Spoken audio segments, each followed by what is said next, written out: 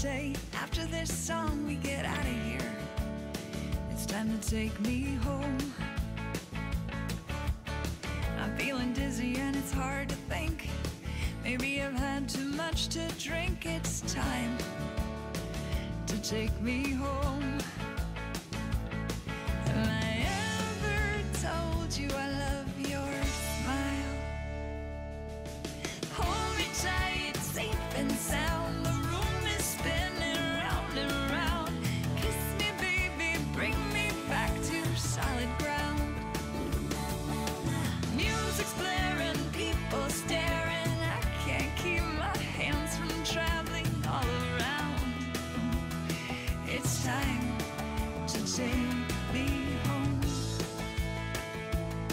It's time to take me home.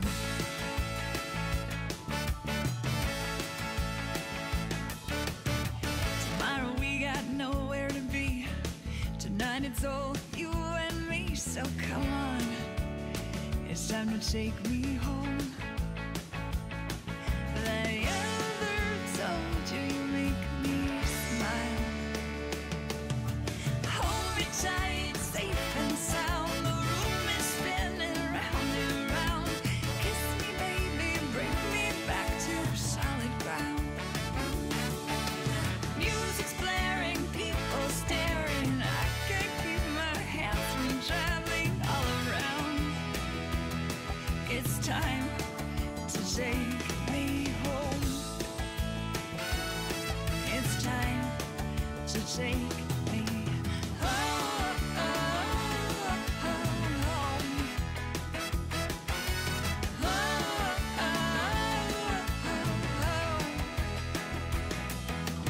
Hold me tight, safe and sound. The room is spinning round and round.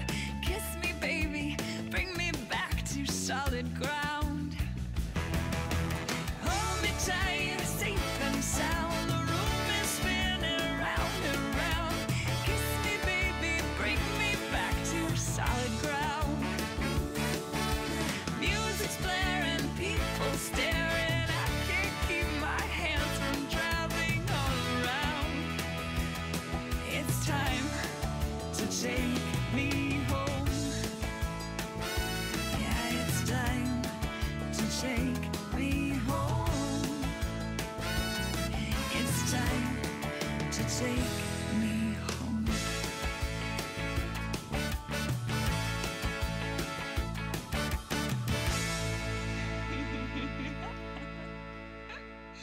Oh, it's fun.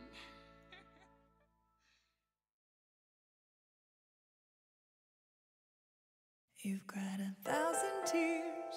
Your broken heart's got tape and scars. You wonder why you even tried to love. You close the door, you say no more. You don't want to let anybody in. But I'm not like those others, so can't you try to love again? Baby, let me be your last kiss. Let me be the one to hold your hand and your heart. Baby, let me be the last time you'll ever cry. Let me be your last goodbye. Broken promises gave you doubts, made you worry. I know it's scary, but when you let go, don't you know I'll catch you, I'll catch you. Love is patient, love is kind. Love, I'll stay by your side always and forever.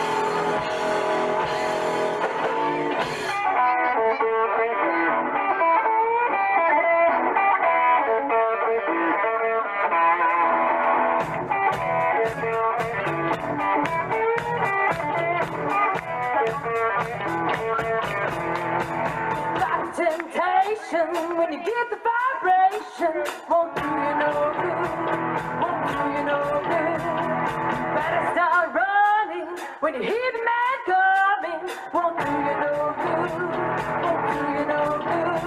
You don't mind, you don't mind, and I never mind.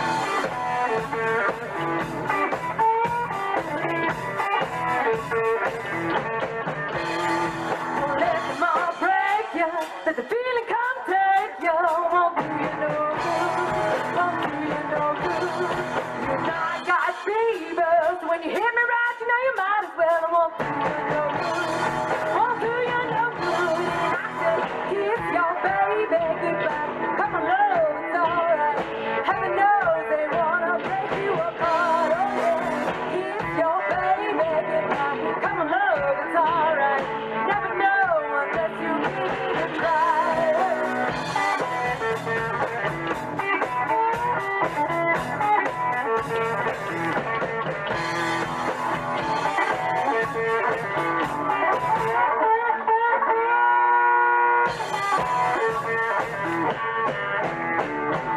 Temptation when you get the vibration won't do you no good, won't do you no good. You can tell I got fever, try to shake it off, try it all you want, won't do you no good, won't do you no good. And I said, kiss your baby goodbye. Come on, love, it's alright. Heaven knows they wanna break you apart. Oh yeah, kiss your baby goodbye. Come on, love, it's alright.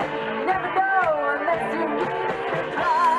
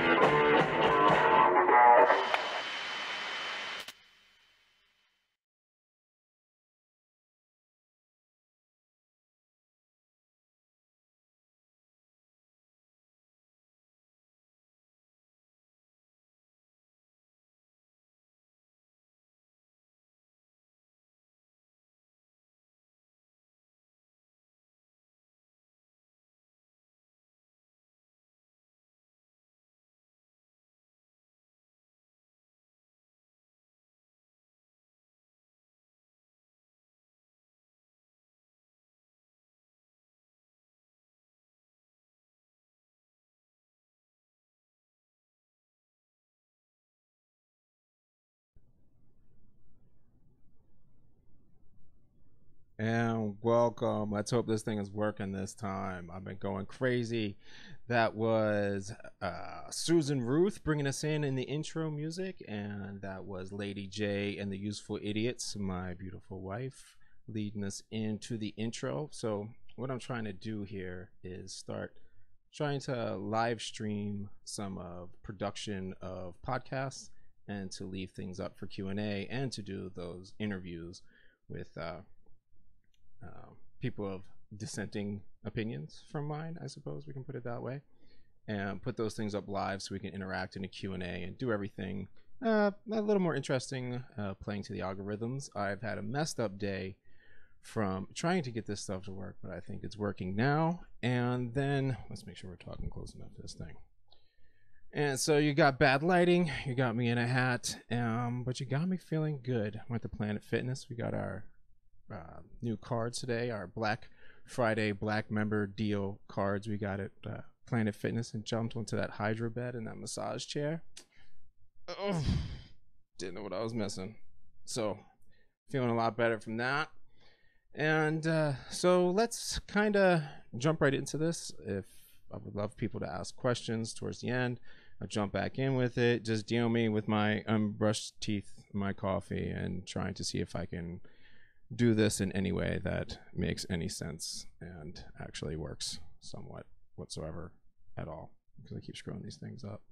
So what we're reading now is chapter 7 of my philosophy book, Crimes and Punishments. It is the obscurity of laws, the importance of why that is. The book was written to tie everything together philosophically for what we should do in certain situations, because I want the details kind of worked out where we're coming from so that we can debate which ways we need to go and actually discuss them. It's not about me being right. It's about us pursuing a pathway towards actual truth, not trying to my way or the highway. The pathway is science and figuring out what works and what doesn't work, not who is right and who isn't right. So to get us all to a better place.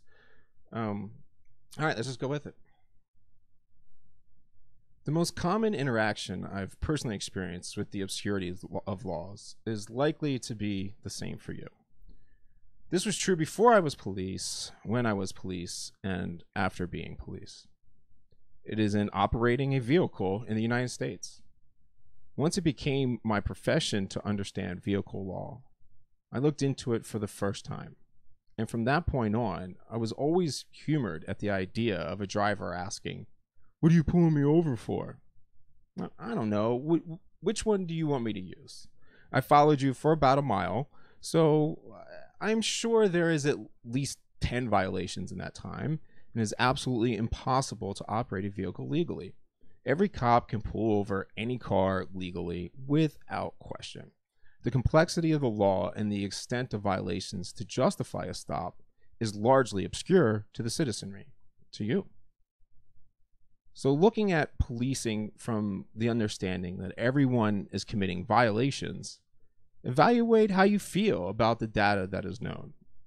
And in trying to keep everything referenced to easily findable items, I'm going to suggest two different articles here. First is one titled "What the Data Really Says About Police and Racial Bias" by Kia Macarecci. It's in Vanity Fair and summarizes and links 18 different academic studies, legal rulings, and media investigations. The second article is from the San Jose Police Department's Traffic and Pedestrian Stop Study by the Center for Law and Human Behavior at the University of Texas at El Paso. In this report, I ask that you focus on what is really being said rather than the obvious bias in the framing of the authors, as most public literature that you're going to find is biased. So right after we go over a little bit more about crimes and punishments in the 21st century, the book and what those essays are actually about to kind of tie us in together, I'll come back and we will go ahead and read the Obscurity of Laws, Chapter 7. Thanks.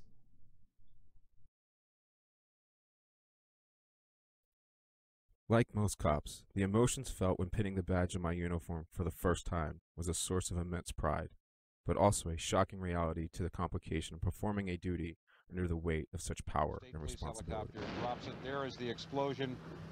As you can see, a very dramatic explosion. The callousness of veteran cops and the braggadocious masculinity of the streets are immature expressions of the generations of trauma enacted on our brothers and sisters from a system oppressing us all.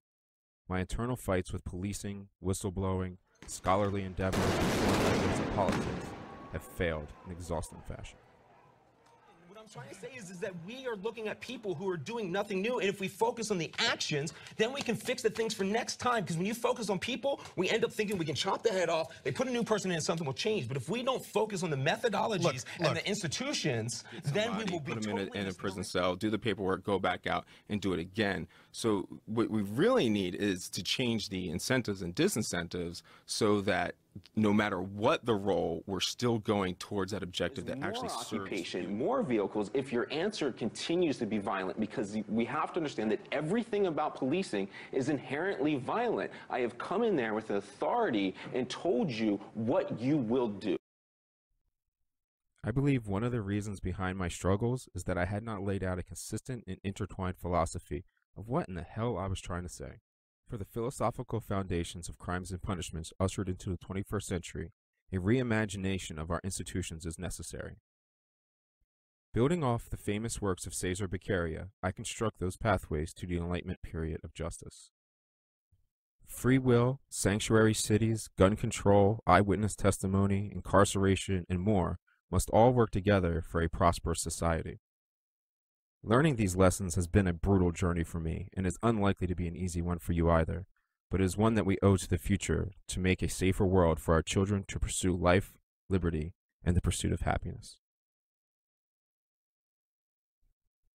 Crimes and Punishments in the 21st Century by yours truly, Michael Wood, is most conveniently ordered from the evil empire Amazon, because we are in that 21st century after all. For the enhanced and expanded audiobook, check out Audible. In the meantime, the philosophical half of Crimes and Punishments, all 47 chapters, is being presented as a free podcast from iMember Media at imembermedia.com and will be available on all major platforms and direct from the publisher. Pause the video or see the links in the notes and prepare for the challenge and adventure of self-critical thought.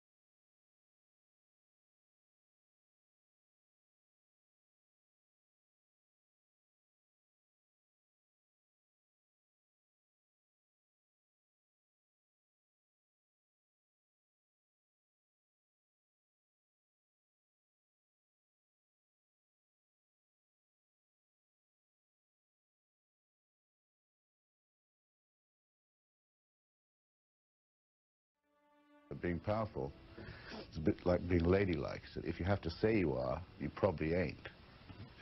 So I think I like America most of all on the days when people are not going around shouting USA, USA, we're number one, we're the greatest. I prefer the days where they don't do that, when they're probably most to be admired. What is it that makes us boast about our greatness and belittle others? What is it that keeps us from ascending? Well, look at me messing up. So I guess we'll have to read that all over again because I totally did not have my microphone on because I'm a genius. So I guess I'm cutting and splicing this when it comes time to do the actual podcast. All right. So there was an advertisement that last led into here. And in that advertisement for the book, stupid pitching of the book I have to do, try and make some money to make this shoestring thing go forward. But in that, I had said that all policing was inherently violent. And I need to retract a bit of that all policing is inherently violent statement. I don't know whether maybe I didn't understand it fully at the time, as I've come to understand it now, is that there's a very distinct difference between violence and aggression. And I was failing to make that clear from the beginning. The difference here, and what I mean by that, is my general position being that all violence is a biological malfunction. When I'm defining violence that way, what I mean is that when we break from our norms, when we break out of rational thought and we do something to harm another person or to harm ourselves, which is distinctly different from aggression, which if you can think about, the NFL or playing any sport where you have to go hard. And that's a very big difference with the police themselves. Very rarely are the police acting with violence. They're actually acting with aggression. And what I mean when they're acting with aggression is that, say they're going into the house or they're hitting somebody hard or whatever it is, they don't mean to actually be coming hard at somebody like that. We've been taught this, well, some people have been taught, and I was taught in the Marine Corps, a violence of action, which means you just get things, you go hard and you put people off guard by being more aggressive. And what that actually can do is lead you to being less violent because the people won't fight back, you'll be off guard, and you're trying to mimic extreme violence to make a situation better or to play a game. And that is mutually agreed upon, such as MMA. It's not violence, that's aggression. So my failure definitely to make that distinction when I was doing that particular interview and probably other times since then. But let's make that clear that very rarely are police officers acting with violence. Though the people on the other end, it's impossible, nearly impossible at least, to tell the difference between aggression and violence when you're on the receiving end, for sure. So the way violence in the data affects a community and traumatizes a community is the same as aggression when it comes from police officers and from the state and their sanctioned use. So let's go over Chapter 7, the obscurity of laws.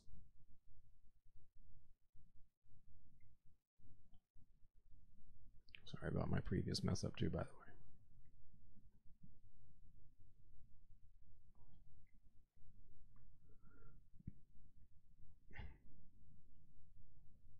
All right, let's go. So, Chapter 7, the obscurity of laws. The interpretation of laws outside of legislation is a path to tyranny, and this extends to one of the byproducts of interpretation, obscurity. Vagueness can get into the law in a myriad of ways and demands vigilant monitoring. The horrors of overcriminalization and writing in a language or legalese not of the people are contemporary examples. In 21st century United States of America, the effort has exceeded the warnings, and the laws are written in a language unknown even to the legislators who passed them. When legislation is understood by few, then those few are free to rule as they choose, for their perspective becomes the only one valid to a population ignorant of the meaning of the law. Interpretation makes tyrants of magistrates.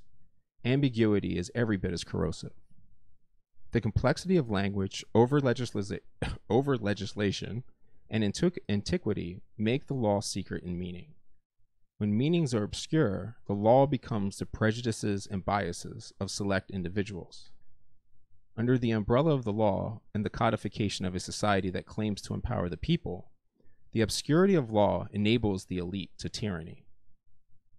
Post-September 11, 2001, the United States Patriot Act was passed with a vague understanding of its implications, and the 2,300 pages of the Affordable Care Act were utterly unknown to but a handful of legislators whom read, let alone understood.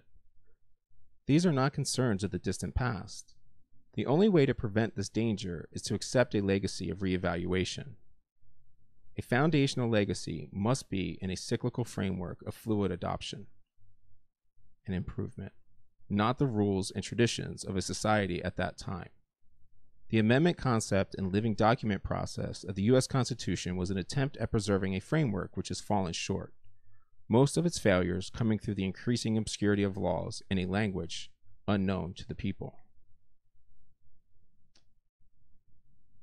Hope that makes sense. You can even think of kind of the way religion was when there wasn't a written language, and the only people that knew what was going on and what was in the actual Bible were the very few who knew how to read and write at that time. And then the people are just doomed to do whatever the authorities tell them, because how would they even know better at all? So one more little advertisement break, and we'll come back and read those two pages of papers that I was referencing at the very beginning of this podcast, and go over a couple of those interesting points that they revealed and what the data actually shows us versus, what we want to feel. And remember, they are definitely biased because most public information certainly is. And so, anyway, one more. Being powerful, it's a bit like being ladylike. So if you have to say you are, you probably ain't. So I think I like America most of all on the days when people are not going around shouting USA, USA, we're number one, we're the greatest. I prefer the days where they don't do that, when they're probably most to be admired. What is it that makes us boast about our greatness and belittle others? What is it that keeps us from ascending beyond the immediate? I cannot help but wonder what Hitchens would say today. It is a thought that somewhat haunts me as I stumble through communicating a similar belief of many before me, that we are brothers and sisters of the human race, with core values shared among us, which are hidden in the labels and divisions we create. And if you understand freedom, it's based on tolerance and nonviolence. So if it's tolerance, it should be bringing all kinds of people together, and that's following our Constitution. We shouldn't be fighting among ourselves, because we shouldn't be fighting in Washington. If we all take the same oath of office, where does the fight come from? Somebody is messing up somewhere. Libertarians proclaim reducing government interference because all Americans should be free to live their lives and pursue their interests as they see fit, as long as they do no harm to another.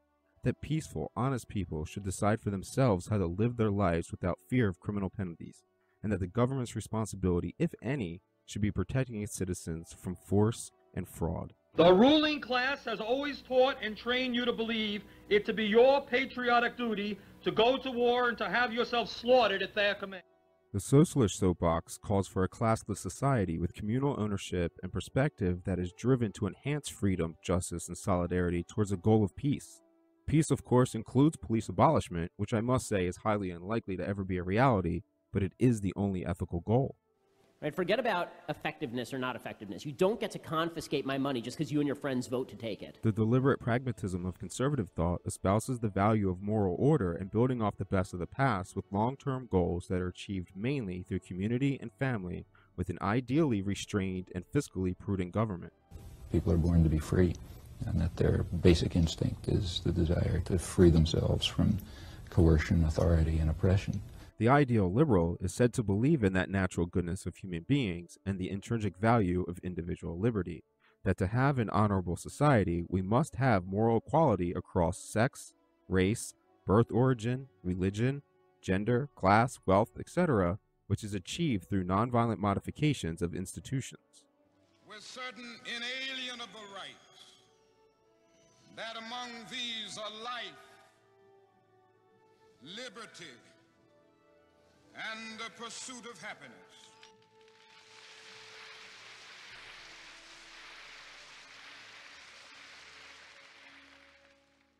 America, America, America. Cannot help but believe we have steered ourselves quite off course.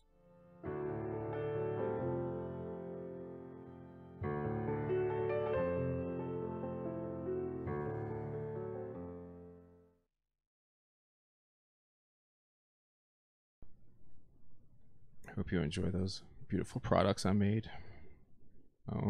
Fine. Editing skills. Well taught by absolutely nobody that I made up myself.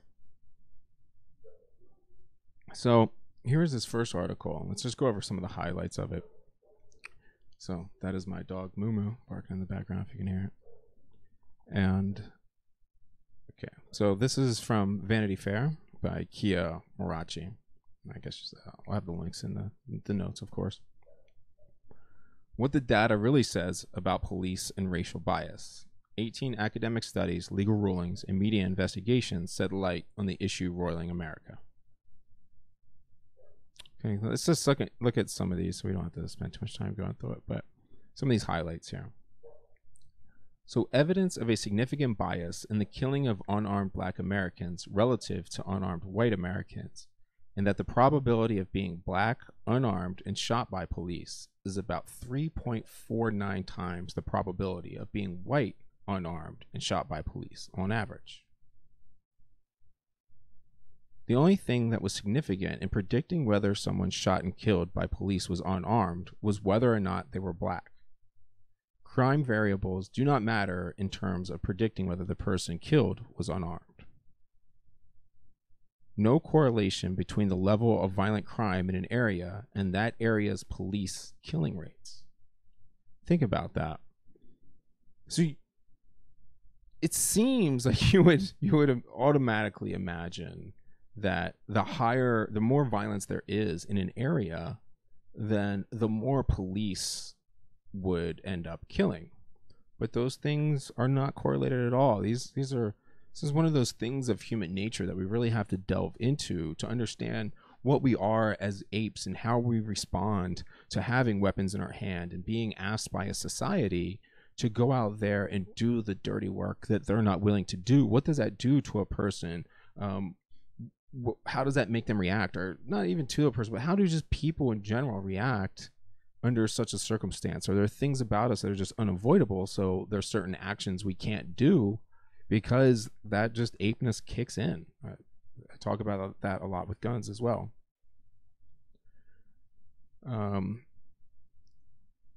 And the previous one talking about the only predictor of whether they were killed by police and being unarmed is whether they were Black. I mean, it's obvious, and I've talked about this many times before. The implicit bias is not full of intent, but implicit bias is about fear in this case. And fear makes you see and crazy things, and make you what you see is an illusion. So when you are afraid of somebody, you can see them as being stronger. You can see them as being scarier. I've talked about that a lot. With these officers that end up discussing about how a suspect was doing something that they really weren't, or was more of a threat than they were objectively, is that officer is not in an objective situation. They are in the most subjective situation possible with fear and trauma and potential violence just flooding their systems and making their reactions not predictable. Other than what their biases are. So I really just don't believe they mean it. It's just when you're afraid that you're going to lean that way, so to say. Of all people searched without consent, Blacks and Hispanic people had the lowest hit rates, i.e. the lowest rate of contraband recovered. This has been long known and duplicated in many studies over and over again, that the possession, we like to talk that things that we do are a lot of equal, but we have set in a mindset that definitely, I think we're at a stage where so-called white people, you guys know I totally disagree with that label, but so-called white people probably are walking around with more contraband and more illegal items on them because they have this confidence that they're not going to get checked, that Black Americans don't, especially in an urban environment. I mean, the data is just very clear. There was one in New York that was even more dramatic, where their stop and frisk rates were so much higher with white people than they were with black people. There's a lot of, a lot of bias issues and perspective things that are involved with that, but we just got to face the truth that that's what it is. Officers expect and demand compliance even when they lack legal authority. Of course, I mean, we all know that the contempt of cop has always been a reason to get arrested, and I think many of drivers have heard a cop say you're about to talk yourself into prison, because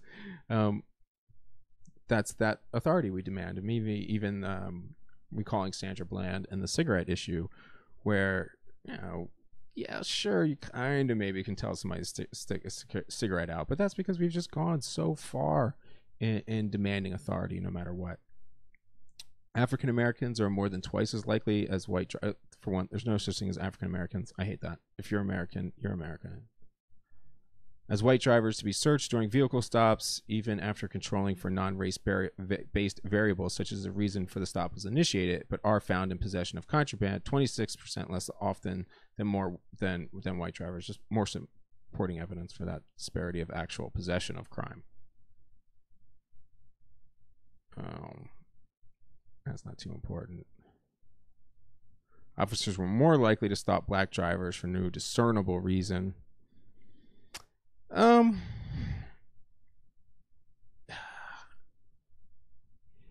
Yeah, maybe, but I think that's because police don't really know or want to articulate why that is. I think that's just very basically because you stop what's not familiar to you. Police look for what's out of place.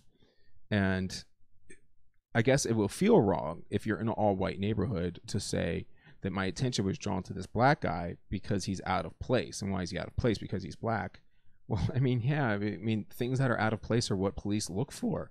So police are always going to be doing that in that case. And I talk about this often in Baltimore, that being in the hood, white people should not be going through the hood like pretty much unmolested by the police, because you're so out of place that I always felt like, this person is obviously here up to no good.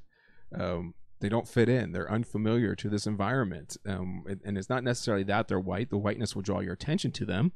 And if you hear them talk a certain way, speak the local talk, know what the police are there, kind of have a familiarity and not look totally out of place, then likely your guard's to be taken down and you're going to move on.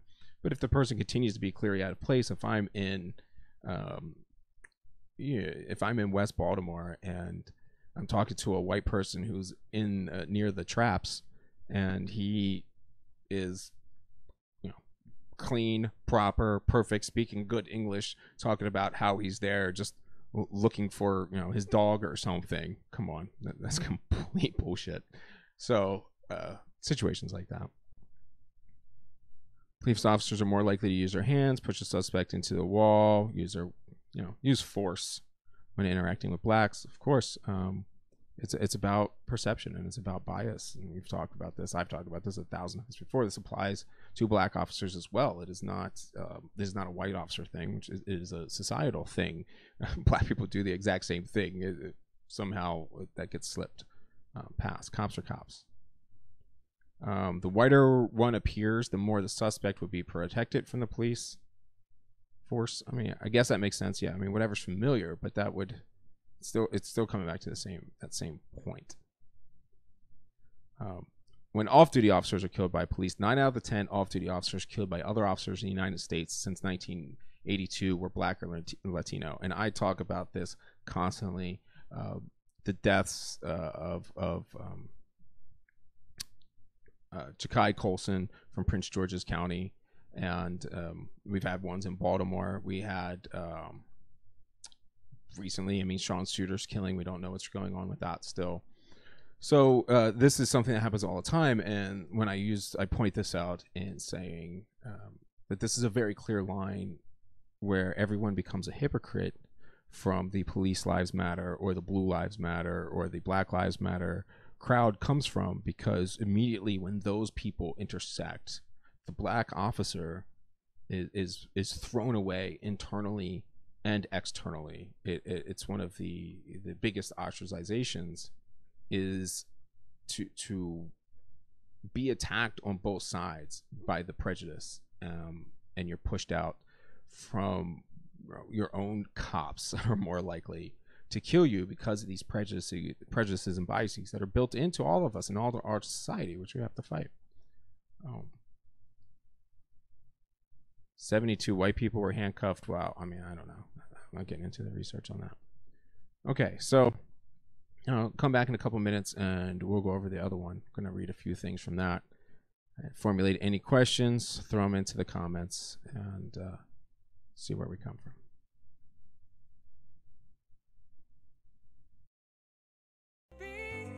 Your last kiss. Let me be the one to hold your hand and your heart. Baby, let me be the last time you'll ever cry. Let me be your last goodbye.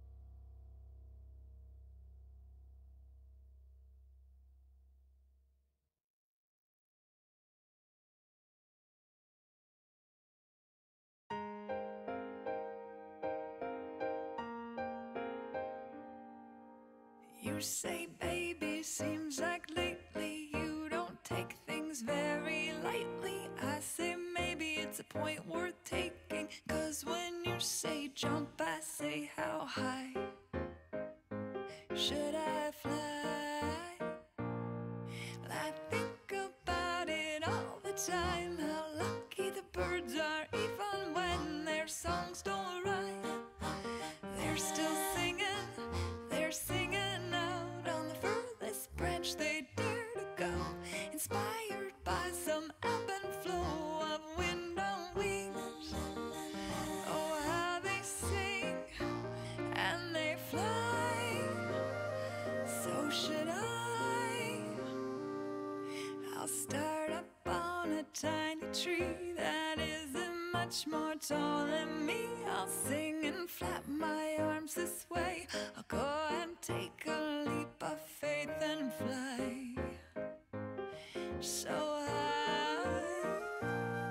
Well, I think about it all the time, how lucky the birds are, even when their songs don't rhyme. They're still singing, they're singing out on the furthest branch they dare to go, inspired by some ebb and flow of wind on wings. Oh, how they sing and they fly.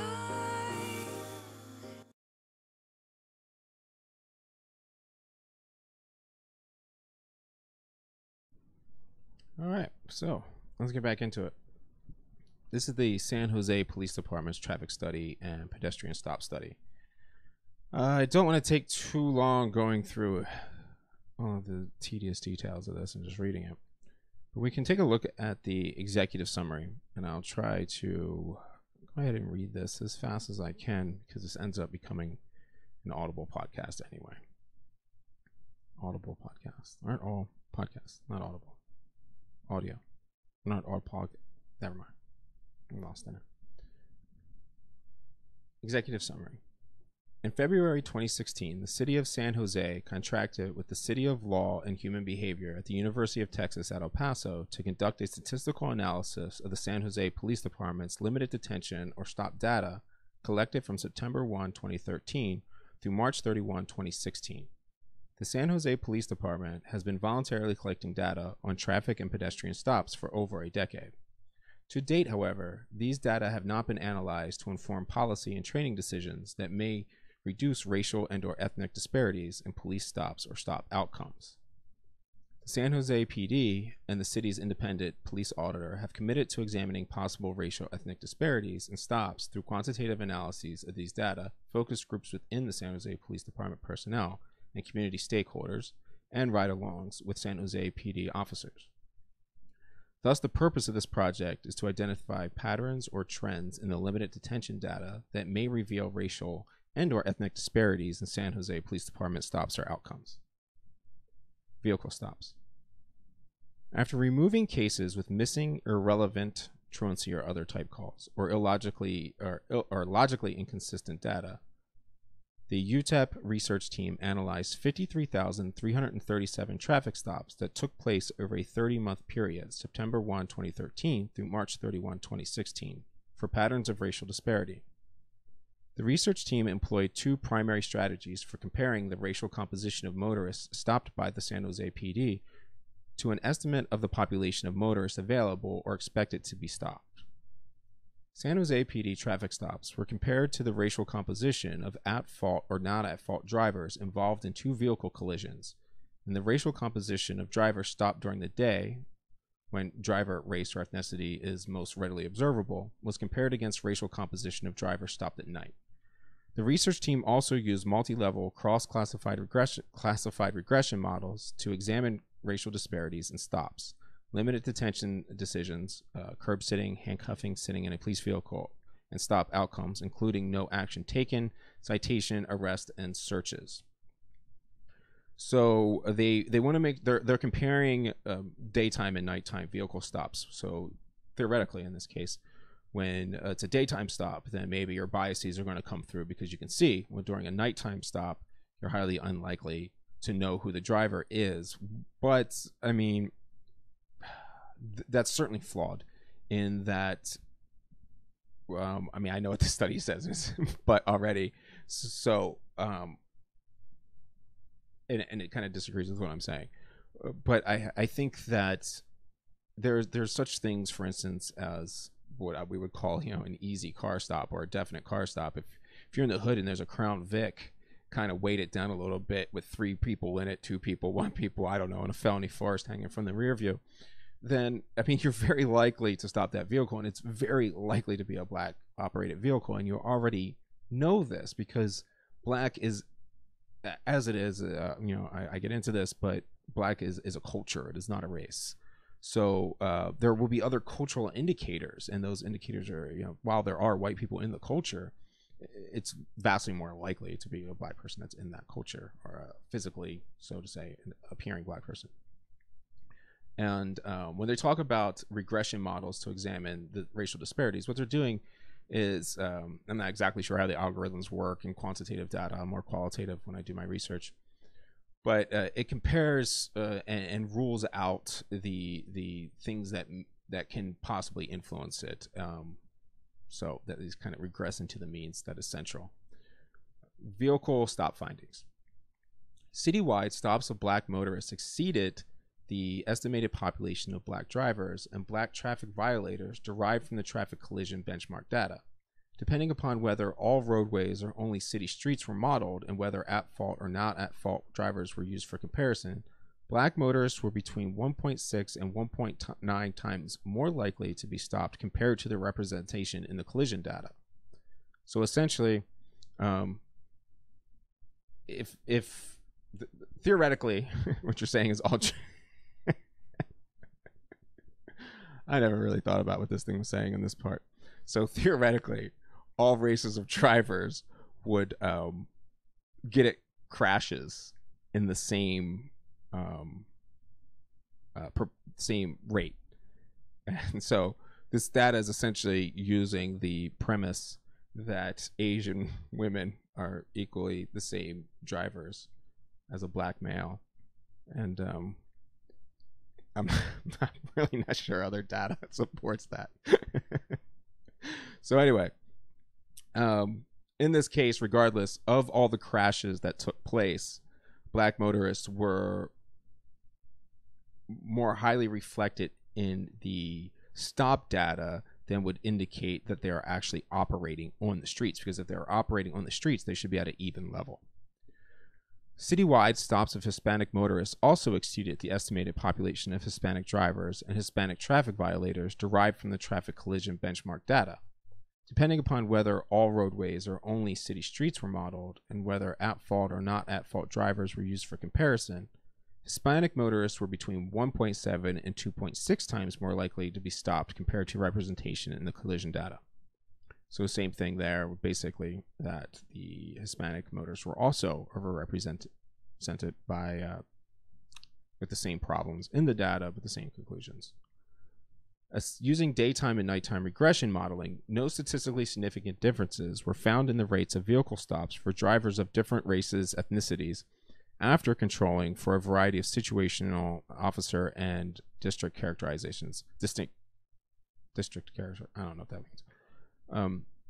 So that basically saying the same thing that I said earlier, in that these are kind of variables that they can work out of the data by continually comparing them. So if you think about like an algebra equation, when they lay out all the data, if this thing keeps coming up on both sides, then you can eliminate it from the equation and end up with a more accurate modeling of your data.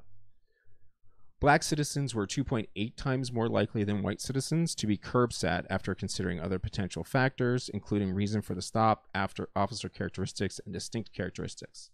Citizen, racial, and ethnic groups did not differ in their likelihood of a vehicle stop, including being sat in a police vehicle. Asian citizens were 91% less likely than white citizens to be handcuffed after controlling for all the other variables. I'm not sure, but this looks like the exact opposite of the Harvard model for their admissions under affirmative action. It's hardest for Asians to get in, then whites, then Hispanics, and then blacks. So it's like that's our prejudice list. Asians being most favored, then white. It's actually, I mean, if you're talking about power and favorability, I guess we'd be talking about Asian power in this case. But that is a reverse of our prejudices, so that shouldn't surprise at all, in that the exact opposite of our prejudices that are well known and documented, for example, in Harvard's affirmative action for admission into their racial testing. So Asian students have to get a higher score than white students, then black students, then Hispanic students. And that's what we're seeing right there, the exact same thing. So Asian citizens are less likely to be handcuffed and have force used against them or be arrested or stopped or anything like that. Whites then the second, and then Latino, and then black, because I keep saying these are our prejudices, and of course these are going to come out in our data. It's definitely a sidetrack, but this is another one why I argue about artificial intelligence, in that it's not a real threat, it's not a real thing, because we would have to create it. So all of these incredible amount of errors in what we create will always show up, and when you drag it out, it just gets worse. So it's like our dumbness would just be multiplied many times over. No way would that ever work or actually be a thing that we could create. Citizen, racial, and ethnic groups did not differ in their likelihood of a vehicle stop, concluding without an official report after considering other potential factors, including the reason for the stop, officer characteristics, and distinct characteristics. So that means cops just give reports evenly to everybody, and I would say that. I mean, as well, that's not shocking at all. Black citizens were 9 times more likely, and Hispanic citizens were 3.4 times more likely to experience a field interview following a vehicle stop compared to white citizens after controlling for the reason the stop, officer, distinct characters. So what they're talking about here is, again, we're seeing that reverse of our prejudices. Just in American society, it's not obviously reflected worldwide. We're distinctly talking about America here. And so what they're talking about in this instance is, say there's a car stop, and then you end up having this more formal interview. It's just, we call them field interviews, but they're essentially just shy of an interrogation. and those things are supposed to be documented. They very rarely are. I talk about how maybe I did 10% of those at best that I actually documented. So, and I was pretty thorough at paperwork. Black citizens were less likely to be issued a traffic citation compared to white citizens after considering other potential factors, including the reason for the stop, blah, blah, blah. So that means black citizens are less likely to be issued a traffic citation. So this is going to mean that they're more likely to be arrested because instead of giving the traffic citation, they're arrested. Black and Hispanics, well, I'm predicting. Black and Hispanic citizens were 2.1 and 2.3 times more likely to be issued a criminal citation compared to white citizens. Interesting. Okay.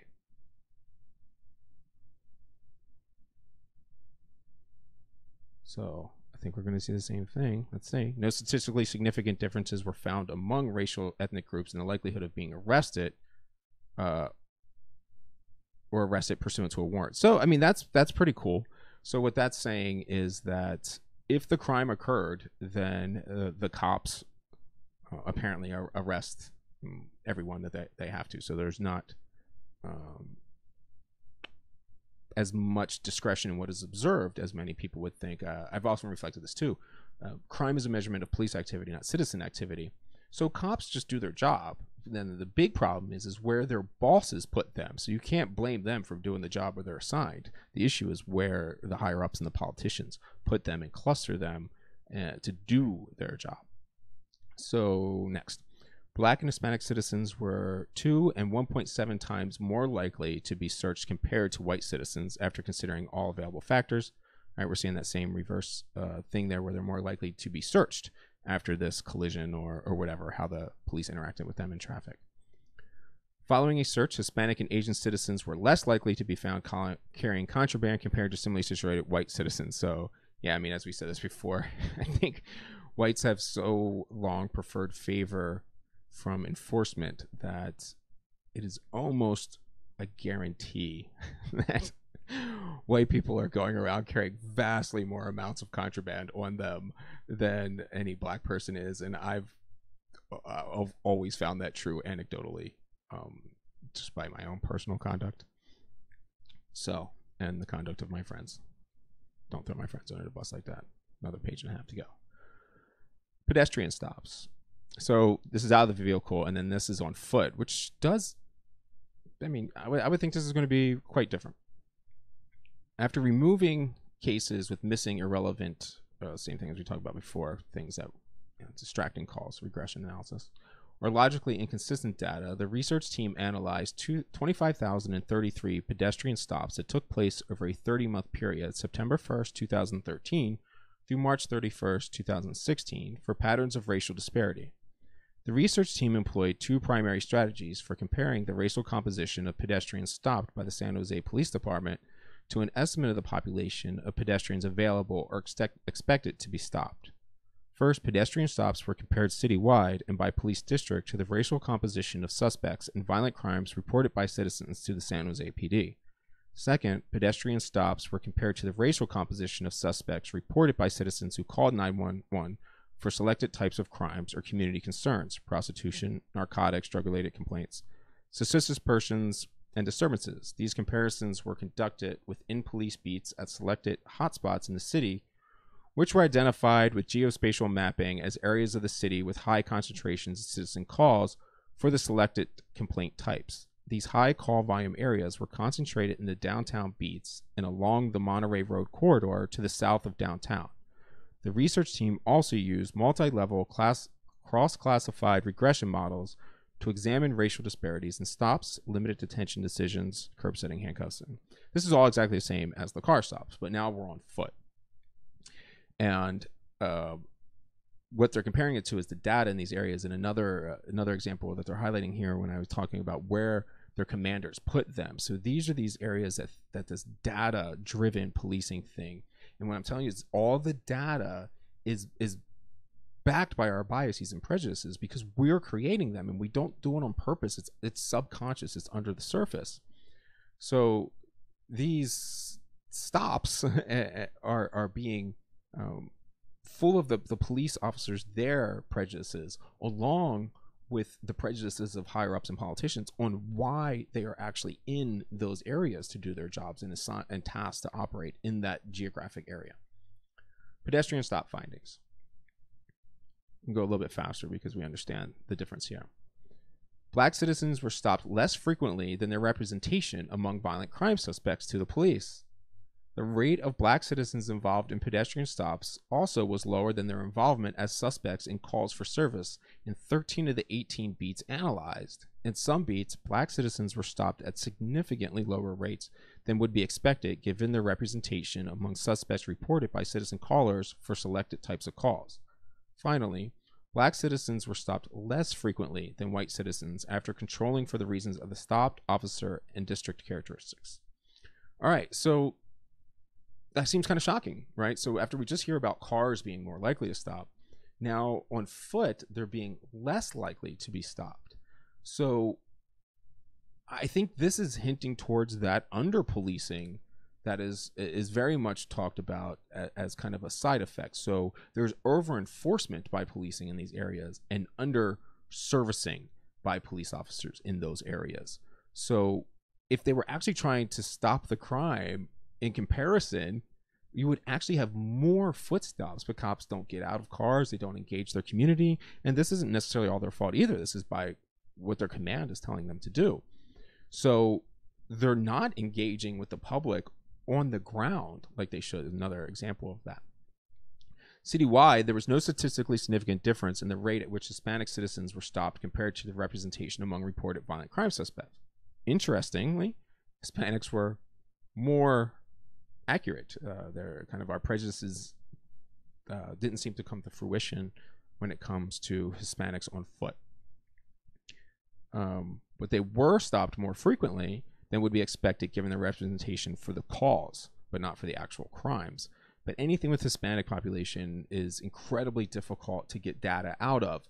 But again, crime is a measurement of police officers' activity. So it's what a cop reports, and it's more so what a cop reports about what he was reported to, or about. So when you have a population, especially if you're not documented, that or is even scared, just has a legacy of the documentation issue, they're not going to report as much crime. So both Black and Hispanic communities are going to report less crime than actually occurs because they don't trust the police theoretically.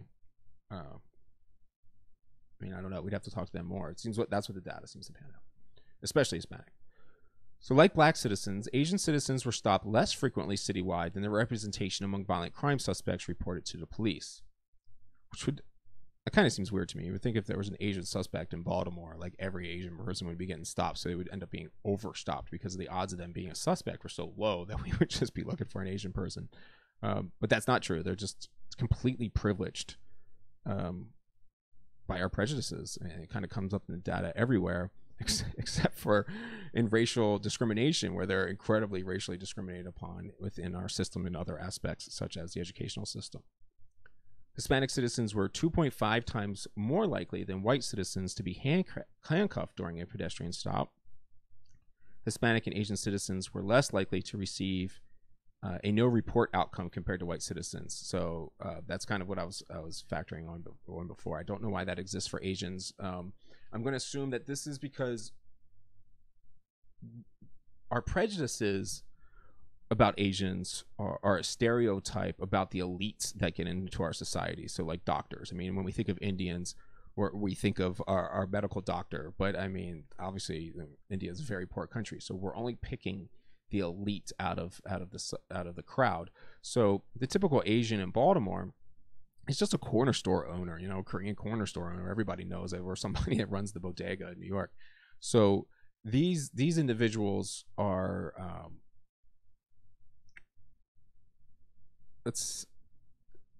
they are given the prejudices, but it's not a prejudice. It is a prejudice, but it's an advantageous prejudice towards the elites. So they're actually under-policed as well, like a Black community is, because they're misrepresented. It's just weird how all this plays out. for field interviews, Hispanic and Asian citizens were more likely to receive this outcome compared to white citizens. So, it makes sense to me that Hispanic citizens are more likely to receive field interviews, but the Asian one's a little surprising. I wonder what that's actually reflecting. I have no idea.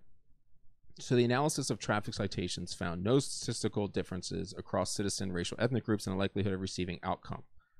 So citations, again, this is like the arrest. That's quite a good sign, I would think, that it seems our people, all police officers, for the most part, the data reflects that they are enforcing crimes that took place. So yeah, can't blame them doing what they're told. And more importantly, which is often denied by the left, they're being told this by the people. They're not fucking making it up. Minority citizens were statistically indistinguishable from white citizens with regard to an arrest, again, on foot. So that's, again, very, very good data. I mean, we can't take our prejudices out in apparently where we look, but we do take our prejudices out for the most part when it comes to actually taking somebody's freedom away. I think that's very positive. No statistical relationship was discovered between the likelihood of a search and discovering contraband on foot. Interesting. Grossly different than New York's study on stop and frisk from their results. So the final recommendations of the executive summary. The San Jose Police Department currently collects only a limited amount of information on stops, and some units, such as the traffic unit, do not capture information on each individual stop. The San Jose PD should modify its data collection protocols so that the relevant information is collected on each stop made. Full stop. Baltimore Police Department has had this rule for a long time, and it's just fucking impossible. You can't do it. You can't actually document police work that way. You're just bogged down in paperwork. I don't know what you want to do about this, but I mean, I can go for all the paperwork on arrest, but for actually doing your job, bogging us down with investigatory paperwork, it's very short-sighted from people who have never practiced within policing to know in an urban environment how many calls are coming, how many interactions they are, and the pace at which this is taking place. I mean, if you're some legislator who is from Iowa out in the suburbs, you think cops handle 7 calls a week, but when you're in the Eastern District, you may go to 7 calls within an hour, and that's all summer long. So just, I don't know. Some people shouldn't be making rules or recommendations. It should also consider expanding the data fields that it collects, which would allow, again, more work for more complete statistical analysis and allow research analysts to better model the factors that influence police stop and stop outcomes, including detention, actions, searches, arrests, and citations, among others. Additional data collection will soon be mandated by California AB 953, and this presents an opportune time for the San Jose PD to reverse its data collection methods and protocol. A complete set of data collection recommendations appears in Appendix D in this course, blah, blah, blah. So this is one of my huge problems with the way scholarship is surrounding criminal justice. I really don't think they know what they're talking about. And it's because they just don't have this experience. I'm not saying I have all the answers for that experience, but that experience lends a lot into the perspective of what these things mean. So you just can't do this amount of work, and they're talking about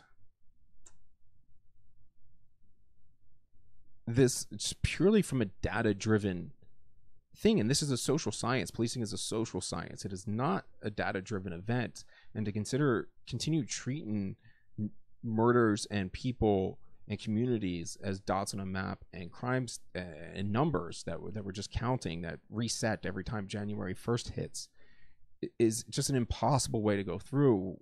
I always encourage everybody, please go look at my civilian-led policing model, and you'll see just what I'm talking about, how we need to redo this. So let's take this one sentence here. So, the San Jose Police Department has recently taken some positive steps towards training to raise awareness of its officers, the implicit biases they may hold. The problem with this, again, is that just informing people of their implicit biases makes them have unpredictable outcomes. In Baltimore, there was a newspaper article I printed out that showed, and talk about it often, how the officers went to an implicit bias training, and then when they left, they ended up saying, oh yeah, you're right, I need to be just as afraid of old white ladies as I am of young black males. They can all kill us at any point in time. And that is the exact wrong intent that you mean to get out of that. So just because you go on this as some, scholar that's never actually done it, you can end up with a lot of really bad suggestions in criminal justice. And as that goes on, the San Jose PD should evaluate and adopt evidence-based training for improving police-citizen contacts and citizens. I agree with evidence-based results, but we got to be so careful. The evidence of criminology is tainted with all of these prejudices and biases because they're collected subjectively. There is no objective collection of crime. I mean, I don't know why scholarship and the sciences don't get this very basic premise that no one is measuring crime. No one. That is not a thing. We'd have to be omniscient to measure crime. How many white guys right now on Wall Street have cocaine in their possession, or conspiring or committing conspiracies to acquire cocaine right now? Tons. But it's never going to be in this data because this data is filtered through all of our prejudices and biases, making it rather shit. So that's just the way it is. But so let's take another quick break here real quick. I'm going to play a song by my wonderful wife once again, and then I'll come back and review for questions and see if there's anything to comment on from the comments. Thanks.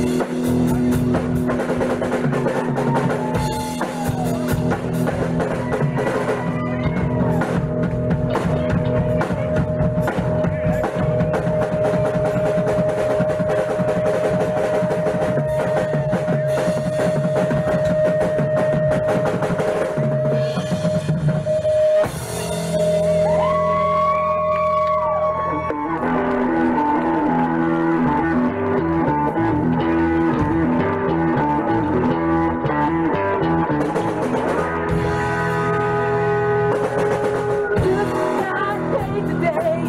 Got me a pocket full of change. Said black sheep, black, do you got some room? Yes, I do, man, my bag is full.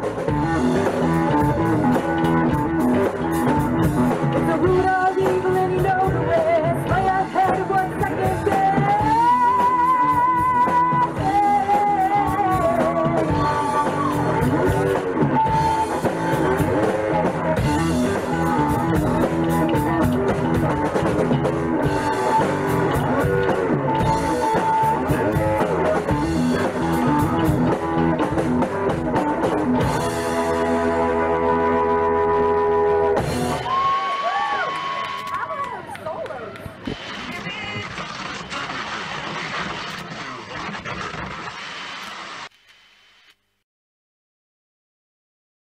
Yeah, buddy. All right, Lady J and the Useful Idiots. Okay, so let's go over a couple of the questions that came up. Zorro Striker on YouTube asked about me going back on Rogan, and I find that highly unlikely. Communication was never really a big thing between them, and I don't ask to go on podcasts. I don't solicit the people. I get a message, and I'll just usually go and do it.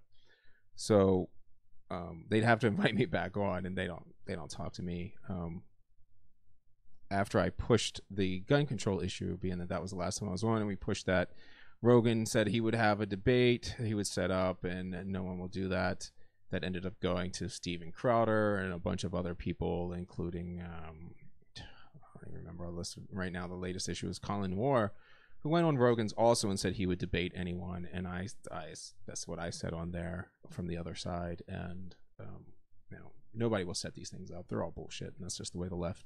I don't want to say the left media, but I mean most of media is. If you're not benefiting them in any way, they have no desire for the pursuit for truth. They have no desire to set anything up. It's only about what benefits them and what makes them look good and feeds their egos. They're not trying to actually provide anything to their audience base for the most part, especially these popular ones that a lot of people expect. It's just not the case.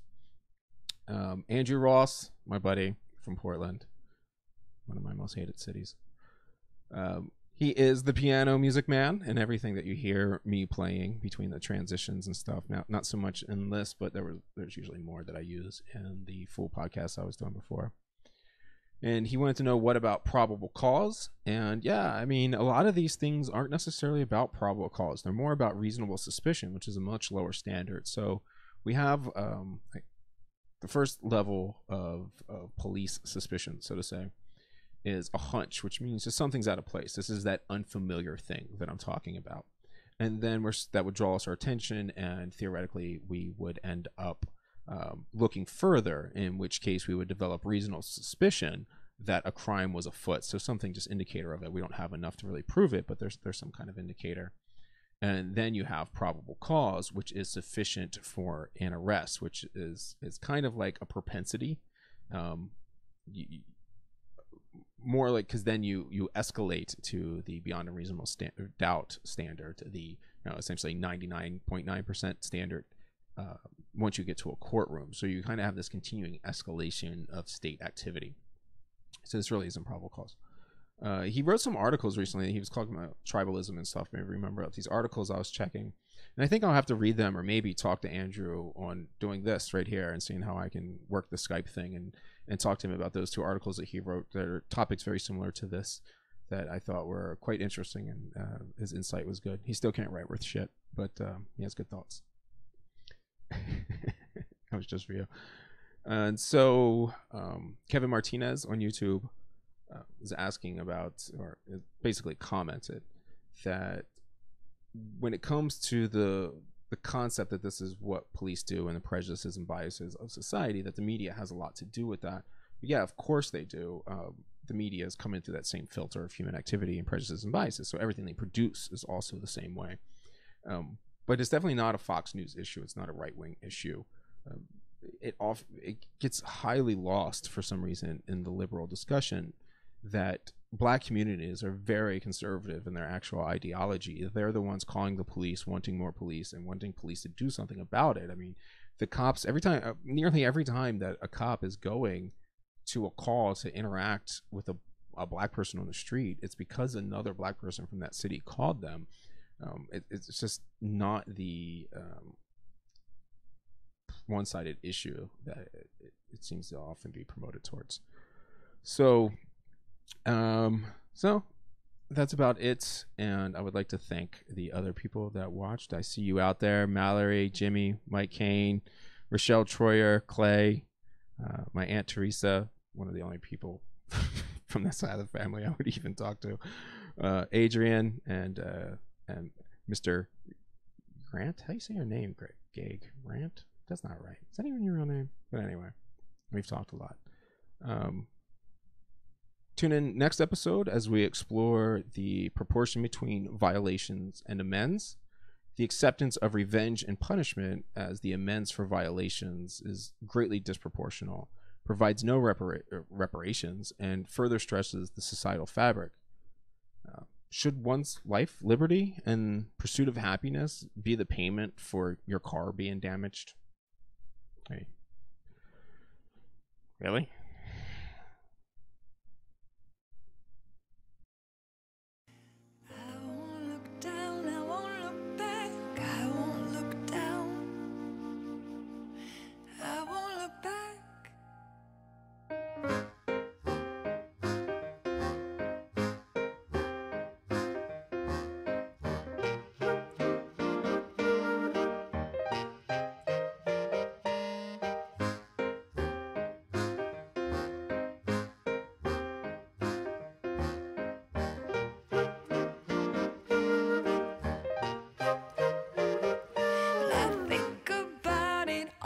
Time, how lucky the birds are, even when their songs don't rhyme. They're still singing, they're singing out on the furthest branch they dare to go, inspired by some ebb and flow of wind on wings. Oh, how they sing and they fly. So should I.